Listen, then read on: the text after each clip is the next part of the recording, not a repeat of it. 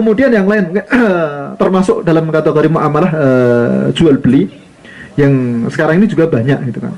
Tadi yang disebutkan juga adalah jual beli air mani dari hewan. Boleh tidak? Apakah boleh atau tidak? Rasulullah SAW menyebutkan dalam sebuah hadis, beliau nahar Nabi SAW an asabil fahl. Asabil fahl itu bahasa Arabnya. Jadi Rasulullah SAW beliau melarang dari yang namanya jual beli apa? Air mani. Maka kalau seumpamanya ada orang punya entah itu kuda, yang saya punya kuda, keturunannya bagus. Ini saya punya kuda betina. Saya pengen dapat keturunan dari kuda yang bagus tersebut. Atau punya sapi. Terus ini sapinya bagus. Terus ini punya sapi betina supaya dapat keturunan dari sapi yang bagus tersebut. Nah, kita mengadakan akad jual beli. Sudah berapa? Sudah dijual dengan setiap mungkin satu kali kawinnya itu dihargai mungkin berapa sekarang? 1 juta. 1 juta seumpamanya. Dihargai satu kali kawinnya 1 juta. Apakah boleh jual beli tersebut? Tidak boleh. Kenapa? Karena ini dia sesuatu yang kalau para ulama dulu menyebutkan ini dia aslinya tidak bisa diserahkan. Beda dengan jual beli umum, saya punya barang kemudian ini saya jual, bisa saya serahkan. Tapi kalau seumpamanya jual beli air mani yang dimiliki yang ada pada hewan tersebut, ini kan dia tidak bisa diserahkan. Kemudian juga tidak diketahui kadarnya seberapa. Tidak bisa diketahui kadarnya seberapa. Makanya jual beli berjual beli dengan sistem seperti ini dia tidak boleh masuk dalam kategori memakan harta dengan batil. Jadi ketika seumpamanya berapa satu kali kawin harganya sekian. Ini dia tidak boleh. Secara hukum tidak. Kenapa? Karena ya aslinya kalau seumpamanya kita kembalikan kepada tadi asas tujuan ketika kita itu punya ternak, kemudian ketika kita punya sesuatu, dikembalikan kepada asas tersebut. Ada orang, ini sama-sama ada orang mukmin kemudian pengen punya keturunan yang bagus supaya kambingnya punya, supaya sapinya punya keturunan yang bagus, kudanya punya turunan yang bagus juga. Kemudian ini kan manfaat yang kembalinya kepada orang-orang yang ada di sekitar kita. Toh kita juga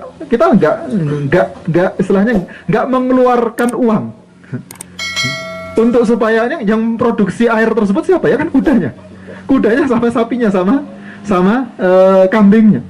Kita nggak mengeluarkan apa ya, kewajiban kita kan ngasih makan saja tanpa ada usaha khusus dari kita itu.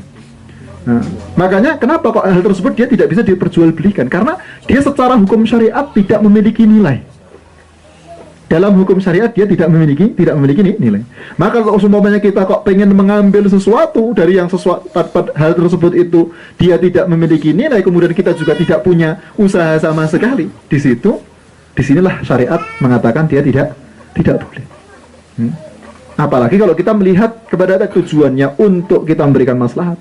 Kenapa kok jadi ada orang kaum muslimin mereka pengen punya kuda yang bagus.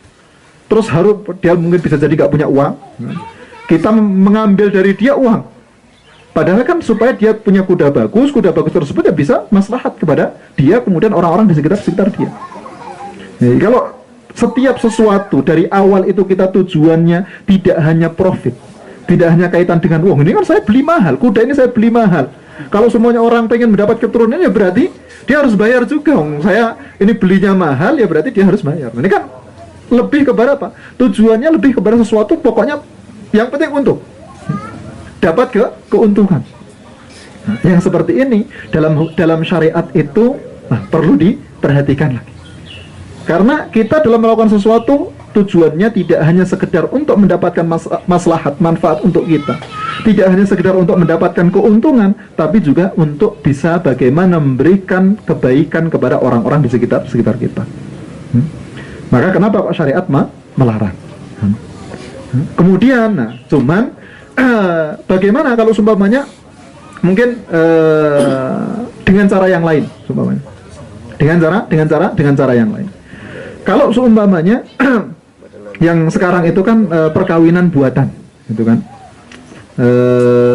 Yang modelnya biasanya air mani itu diambil, habis itu kemudian setelah kawin suntik lah gampangnya. Jadi dengan model kawin suntik, apakah masuk juga dalam kategori yang dia dilarang karena jual beli air mani atau tidak? Nah, di sini dibedakan. Di sini beda. Kenapa? Karena kalau seumpamanya jual beli dengan model kawin suntik itu akadnya tidak pada air maninya, tapi akadnya adalah upah kepada orang yang melakukan kawin suntiknya. Jadi akadnya bukan jual beli, tapi dia akadnya adalah bahasa Arabnya ijarah, sewa jasa. Kita ngambil jasa dari orang tersebut, kemudian jasanya berapa? Jasanya ya untuk supaya ngawinkan sapi atau kuda tersebut dengan kawin suntik itu berapa? Jasanya sekian, ya sudah berarti. Nah, cuma tadi kadang yang jadi masalah kalau seumpamanya jasanya beda. Sama-sama jasa gitu kan. Karena ini air maninya dari ini yang dari keturunan yang bagus, kemudian ini keturunan yang ini. Nah, ini beda. Nah, kalau seumpamanya akadnya itu khusus untuk jasanya saja, itu tidak masalah walaupun harganya beda. Tapi ya tadi, kalau seumpamanya kita selama memang niat tujuannya itu untuk mendapatkan maslahat kebaikan juga itu, maka ya aslinya kita umumnya jasanya itu setiap kali mengawinkan itu 1 juta, itu sudah 1 juta. Walaupun mungkin ini dari air mani yang dia keturunan ini, karena kan kita lihatnya kepada jasanya. Makanya akan lebih baik itu. Cuman ya orang-orang namanya orang ketika berpikirnya untuk profit gitu, ini beda, ini keturunannya bagus, maka harus lebih mahal. Maka bagaimana kalau ternyata kita dapatnya ya dalam tataran prakteknya kan ternyata juga berbeda juga jasanya. Yang penting selama akadnya itu kepada jasanya itu tadi, ini secara hukum dia tidak masalah. Secara hukum dia tidak masalah. Jadi kawin suntik dengan air mani yang berbeda, kemudian dengan harga yang berbeda, walaupun ya lebih baik untuk disamakan harganya. Tapi yang penting jangan sampai akad tersebut khusus pada air mani tersebut. Air mani harganya berapa? Harganya sekian, kemudian jasanya sekian. Nah, ini nggak boleh. Yang bisa dibayar cuma jasanya. Air maninya dia di sini dia tidak bisa dibayar. Walaupun pemilihan yang disebutkan oleh beberapa ulama di kalangan di Majma' Fikih juga, ketika semuanya ini kan ada usaha dari kita ngambil itu pakai usaha, nyimpen pakai usaha, kemudian jadi ada usahanya banyak. Nah, maka dari situ untuk kaitan dengan kawin suntik ini, dia secara hukum berbeda dengan tadi menjual mani secara khusus. Jadi dibedakan. Makanya untuk kawin suntik dia apakah boleh atau tidak? Boleh, secara hukum boleh. Bahkan kalau semuanya kemudian kita beli tadi air mani yang dia sudah berada dalam tabung suntiknya bersamaan dengan alatnya, kita bisa ngawinkan sendiri seumpamanya. Boleh tidak? Boleh. Kenapa? Karena ini kan dia sudah berubah, tidak murni air mani saja, tapi sudah berubah pada ada alat-alatnya, kemudian jadi sudah tidak murni. Makanya di sini para ulama pun menyebutkan secara hukum dibedakan. Beda antara jual beli air mani saja, kemudian dengan jual beli air mani yang dia sudah dimasukkan ke dalam tabung untuk digunakan perkawinan suntik tadi. Ini dibedakan. Nah, kemudian ada permasalahan yang lain. Kadang gini, kalau seumpamanya gitu kan, kita tidak pakai kawin suntik, tapi ya tadi kan modelnya kalau semuanya perkawinan secara langsung, tapi kita mengambilnya adalah akadnya sewa. Model mengambilnya akadnya sewa. Saya nyewa kuda yang dia mungkin keturunan yang bagus, saya sewa, saya bawa pulang. Habis itu kemudian ada betina, saya minta untuk ini pejantan ini ngawini betina. Saya sewa 1 hari. Apakah boleh atau tidak boleh? Boleh. Karena kan akadnya sewa. Akadnya sewa. Jadi nyewa selama 1 hari, saya sewa 1 hari. Walaupun mungkin tujuannya, saya tujuannya niatannya untuk dikawinkan. Nah ini para ulama Malikiyah menyatakan hal tersebut dengan syarat sewanya jelas. Mana sewanya itu bukan sewa untuk mengawinkan. Kalau niatnya ada niat, niatnya untuk mengawinkan gimana? Nggak masalah. Kan kita ketika menyewa itu kan nyewa ya sesuai dengan akad sewanya. Apa yang kira-kira umum bisa dibolehkan ketika pas kita menyewa itu nggak masalah. Nah maka kalau semua beda antara akad sewa untuk ngawinkan tok dengan akad sewa yang dia mutlak. Akad sewa untuk mengawinkan tok kan saya sewa, habis itu kemudian ngawini, setelah selesai pulang. Beda dengan akad sewa, saya sewa 1 jam, saya sewa 1 hari, saya sewa 2 hari. Ini kan beda. Maka ulama Malikiyah membolehkan. Jumhur, kebanyakan para ulama mengatakan bahwa untuk nyewa sekedar mengawinkan itu tidak boleh. Kenapa? Karena masuknya sama seperti jual beli air mani. Karena kan kita nyewa, habis itu tujuannya apa? Untuk mendapatkan air maninya tadi. Setelah selesai, habis itu dikembalikan. Makanya ini nggak boleh. Makanya para ulama menyatakan menyewa hewan untuk digunakan supaya ngawini betina itu tidak boleh. Yang membolehkan siapa? Ulama Malikiyah membolehkan dengan syarat. Syaratnya apa? Syaratnya nyewanya adalah nyewanya mutlak. Disewa 1 hari, disewa 2 hari, disewa 1 jam. Nah ini kalau sewanya akadnya tersebut dengan akad tersebut, kemudian dia dikawinkan dengan betina tadi, ini boleh. Kenapa? Karena akadnya itu bukan akad khusus untuk mengawinkan, tapi akadnya itu nyewa secara mutlak umum. Nah, ini bedanya antara menjual air mani secara khusus gitu kan, kemudian dengan tadi kalau nyewa ini kan, kalau semuanya nyewa, kita semuanya nyewa 1 hari, 2 hari, 3 hari, sebulan kan, nyewa mungkin sekali kawin belum hamil semuanya kan, terus habis itu kemudian ya mungkin diminta untuk ngawin lagi semuanya.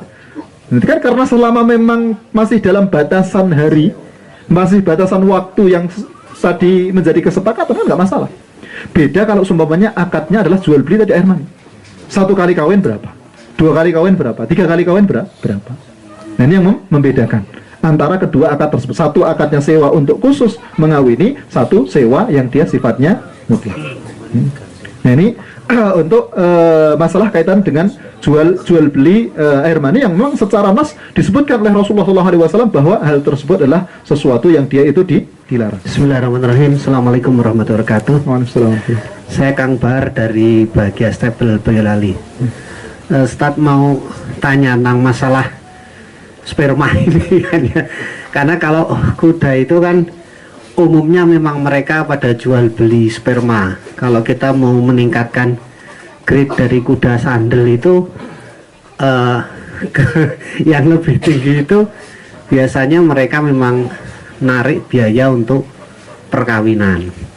Nah, alhamdulillah sekarang dananya daurah ini kan memang beberapa orang yang sefaham itu sudah tidak menarik biaya ini, cuman biasanya kudanya hanya sandal juga jadi tidak bisa menaikkan grade. Nah, paling alhamdulillah ketemu lagi ada orang yang naikkan grade, cuman memang biaya perkawinan itu free seperti itu, spermanya maksud saya. Kemudian kita hanya bayar biaya jasa yang megangin sama jasa biaya makan kuda. Itu kan berarti dibolehkan ya Ustaz nih.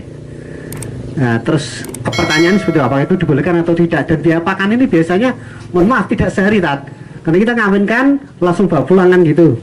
Tapi biaya pakannya itu sebulan. Anda kan nggak mungkin sehari ngasih biaya pakan 1 juta, nggak mungkin kan? Udah sehari masuk 1 juta, kalau 100 masih kita tolerir lah, seperti itulah. Tapi 1 juta kan nggak mungkin. Kemudian kalau kita terpaksa untuk kuda-kuda yang THP dan sebagainya, itu kan memang biaya jelas alami, dan apa juga KW suntik juga ada, itu biasanya lebih mahal lagi. Dan itu tepat, jadi ada, mohon maaf, biaya jasa yang nyuntik itu kalau IB, kemudian biaya spermanya kuda A 5 juta, kuda ini 7 juta, kuda ini 25 dan seterusnya. Jadi terus kemudian kita karena pengen menaikkan grade gitu ya, kita kan terpaksa ngambil itu Ustaz. Nah setelah ngambil itu, itu posisi kuda kita itu jadinya gimana Ustaz? Afan, ini apakah termasuk hasil dari yang haram atau gimana ini? Mohon untuk penjelasan seperti itu. Oke, syukran. Assalamualaikum. Ya. Pertama tadi apa tadi? Tentang ini apa perkawinannya itu ketika Boleh nggak tanda, diganti jasanya? dengan jasa. Oh, ya. Bismillahirrahmanirrahim. Pertama berkaitan dengan tadi kalau mengawinkan kuda, kemudian kita tidak membayar sperpanya, tapi kita membayar jasanya. Gitu. Jasa orang yang megangi, kemudian nah ini apakah boleh atau tidak? Boleh. Membayar jasanya itu boleh. Nah jasa itu aslinya jasa itu tidak ada patokan khusus, mau dinilai berapa itu tidak ada aslinya, gitu kan? Nah kalau semuanya kita mengawinkan sesuatu, mengawinkan tadi kuda, kemudian dipatok harga jasanya itu seumpamanya 5 juta, 10 juta, itu tidak masalah. Sama karena jasa itu kan dia tidak ada patokan tertentu, yang penting jelas di awal akadnya jasanya mengawinkan itu berapa, itu nggak masalah. Yang penting jangan sampai akadnya kepada air maninya, tapi akadnya kepada jasanya. Karena ya kita dalam yang namanya jasa itu kita datang kepada dokter biasa sama dokter spesialis beda. Bayar jasanya tuh beda. Kita ke desainer tertentu, satu desainer, kemudian ke desainer yang lain. Kan sama-sama desain. Yang ini mungkin kita desainkan itu 500, yang sini kita desainkan 10 juta. Nah ini kan tidak biaya untuk dia jasa itu kan tidak ada patokan khusus, kembali kepada kesepakatan dari kedua belah pihak. Maka kalau semuanya akadnya itu khusus untuk pada jasanya, itu tidak masalah, walaupun jasanya itu mahal. Mahal. Tapi jangan sampai akadnya itu pada air spermanya, gitu. Karena kalau semuanya ntar ke spermanya, berarti ini ntar masuk pada jual beli yang dia dilarang. Maka difokuskan untuk pokoknya akadnya dibuat di akad di jasa tersebut. Nah sedangkan kalau kaitan dengan suntik tadi, kalau sumpahnya mungkin disebutkan bahwa untuk yang pakai kawin suntik, bukannya kemudian perkawinan secara langsung, terus jasanya sekian, kemudian air maninya sekian, untuk spermanya itu sekian, sumpahnya dikhususkan dengan model kawin suntik. Ini yang dipilih oleh para ulama boleh. Kenapa? Karena dia ini kan untuk mengambil sperma tersebut, untuk menyimpannya, masukkan ke dalam tabung dan seterusnya. Ini kan ada usaha khusus, ada usahanya. Maka itu bisa dinilaikan. Ketika itu ntar kemudian dia dijual, itu nggak masalah. Spermanya dia istilahnya ikut kepada usaha yang tadi dikeluarkan terus, usaha yang sudah dikeluarkan untuk memasukkan sperma tersebut ke dalam tabung tadi. Jadi kalau semuanya itu pun disendirikan, selama itu adalah model kawin suntik, kalau disendirikan, insya Allah tidak masalah. Walaupun itu harganya beda-beda. Iya, walaupun harganya beda. Walaupun harganya beda. Ini yang sekarang dipilih banyak para ulama memilih hal tersebut adalah sesuatu yang dia boleh. Kenapa? Karena ada usaha khusus, usaha tersendiri. Nah kemudian kalau sini juga berkaitan dengan yang kedua, bagaimana? Insya Allah tidak masalah. Dalam kondisi kita tidak bisa mendapatkan yang mungkin yang seharusnya mungkin kita mendapatkannya gratis gitu. Kemudian kita mau nggak mau harus mendapatkan dengan cara berbayar, itu para ulama sebagian membolehkan. Yang dosa siapa? Yang dosa yang mengambil uang. Kita bayar nggak apa itu. Karena kita tidak bisa mengambil yang seharusnya kan kita bisa mengambil dengan gratis, tapi kita harus mengambil dengan uang. Maka sebagian ulama pun menyebutkan ini tidak masalah. Kenapa? Karena ya aslinya dia nggak boleh ngambil uangnya. Ini aslinya yang dia mau ngambil uang, yang dia tidak boleh.